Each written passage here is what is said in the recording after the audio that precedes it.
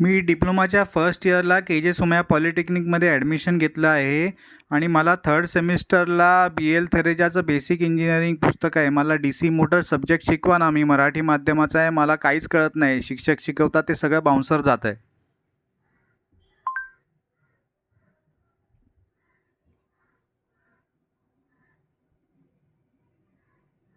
प्रमोद, तुमच्या अभियांत्रिकीच्या प्रवासात तुमचे स्वागत आहे. जेव्हा संकल्पना बाउन्सर जातात तेव्हा धीर धरावा लागतो, कारण मोठे ज्ञान नेहमी हळूवारपणे आत्मसात करायचे असते. डीसी मोटर ही संकल्पना मूलभूत आहे. हे एक असे उपकरण आहे जे आपल्याला दिलेली डायरेक्ट कट डीसी विद्युत ऊर्जा घेऊन तिचे यांत्रिक ऊर्जेत मेकॅनिकल एनर्जी म्हणजे फिरण्यात रूपांतर करते. चॅप्टर 30 वर्स 1 पेज 800.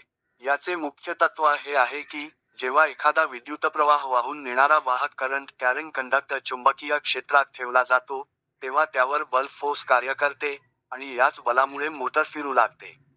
या बलाची दिशा फ्लेमिंगच्या डाव्या हाताच्या नियमानुसार फ्लेमिंग्ज लेफ्ट हँड रूल ठरवली जाते. चॅप्टर 30 वर्स 2 पेज 801.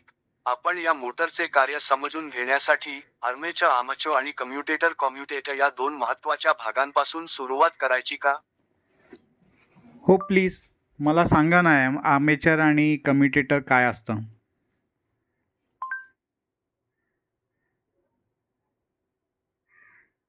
प्रमोद, तुम्ही विचारलेले भाग मोटरच्या कार्यासाठी अत्यंत महत्त्वाचे आहेत.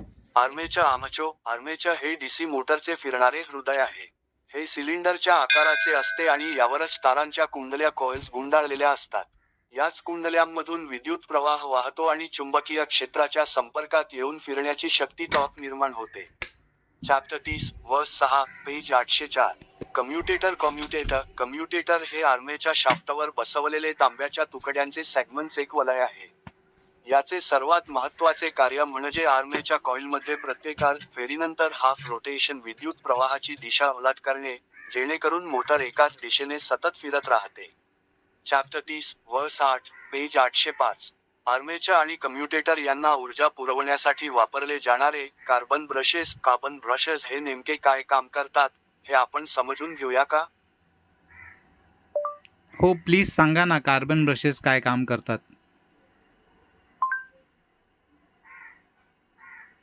प्रमोद, कार्बन ब्रशेस हे कम्युटेटरला वीज पुरवठा करण्यासाठी अत्यंत आवश्यक आहेत. ब्रशेस हे स्थिर असतात आणि ते स्प्रिंगच्या मदतीने कम्युटेटरच्या फिरणाऱ्या पृष्ठभागाला स्पर्श करून राहतात. बाहेरील डीसी सप्लायमधून विद्युत ऊर्जा कम्युटेटरपर्यंत पोहोचवण्याचे आणि तिथून आर्मेचरपर्यंत नेण्याचे मुख्य काम हे ब्रशेस करतात. चॅप्टर 30 वर्स 9 पेज 806.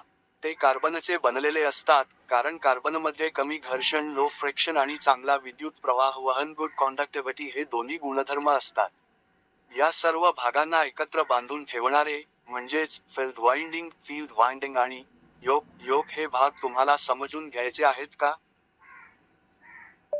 नको, मला फक्त चांगले मार्क कसे मिळतील याच्यासाठी तुम्ही मला हे सगळं इंग्लिशमध्ये परत समजावून सांगा.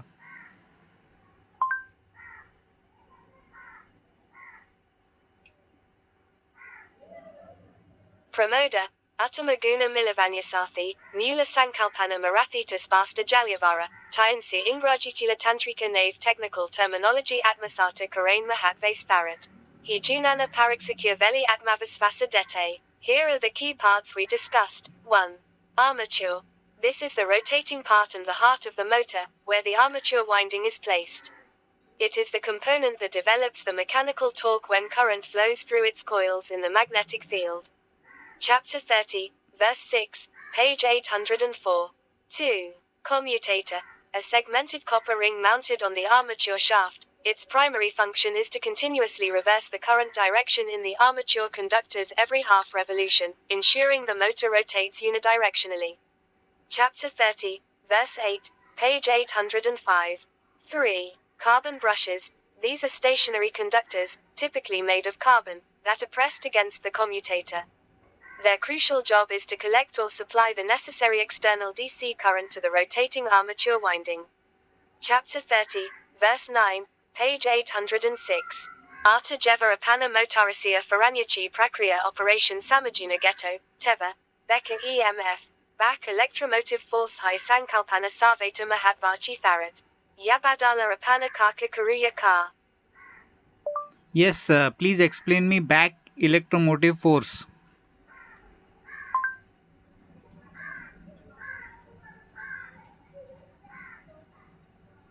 Pramod, back EMF back electromotor force ही संकल्पना डीसी मोटरच्या कार्याचा आधार आहे.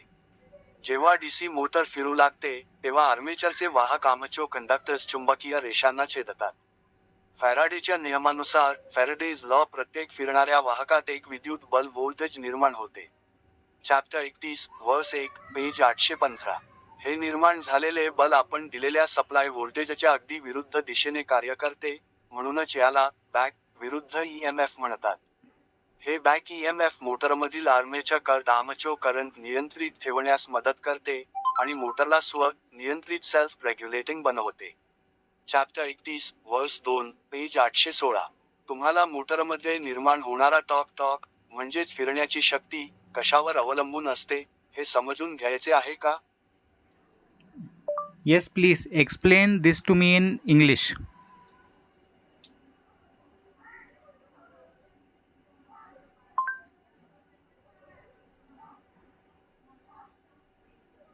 Torque $tar is fundamentally the turning or twisting effort produced by the motor on the armature shaft, which causes mechanical rotation. Chapter 31, verse 5, page 819. The magnitude of this developed armature torque is mathematically proven to be directly proportional to two critical factors: the magnetic flux per pole $phi and the armature current $. In essence, $tar, propto, phi, c dot $. This relationship is crucial